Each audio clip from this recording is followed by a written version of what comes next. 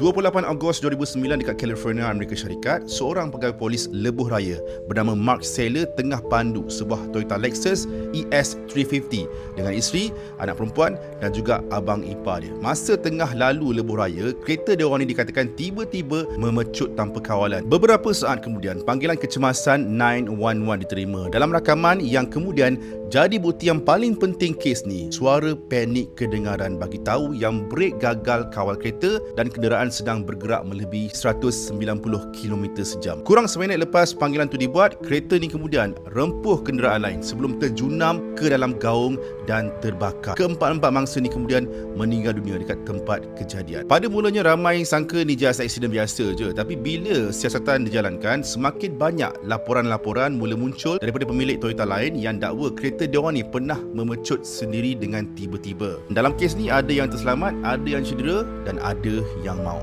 Kes ni akhirnya mencetuskan salah satu skandal automotif terbesar dalam sejarah dunia. Toyota dipaksa panggil semula lebih 9 juta kenderaan dekat seluruh dunia. Siasatan mendapati terdapat isu melibatkan pedal minyak dan kapet lantai yang boleh menyebabkan pedal tersekat. Even Toyota menafikan sebahagian dakwaan berkaitan dengan sistem elektronik. Syarikat itu akhirnya bayar lebih USD 1 bilion untuk selesaikan pelbagai tindakan undang-undang. Dan kalau kes Toyota buat orang takut dengan kereta yang pecut sendiri, kes General Motors pula buat orang tertanya-tanya apa jadi kalau syarikat kereta tu sebenarnya dah tahu ada masalah maut tapi tak bagi tahu sesiapa. Segalanya start dengan beberapa kemalangan pelik melibatkan model macam Chevrolet Cobalt dan juga Saturn Iron. Dalam banyak kes, pemandu dilaporkan hilang kawalan secara tiba-tiba sebelum rempuh objek ataupun kenderaan lain. Yang lebih mengejutkan, ketika kemalangan berlaku, airbag langsung tak terbuka guys. Siasatan kemudian jumpa punca yang sebenar. Rupanya terdapat kecacatan pada ignition switch ataupun Swiss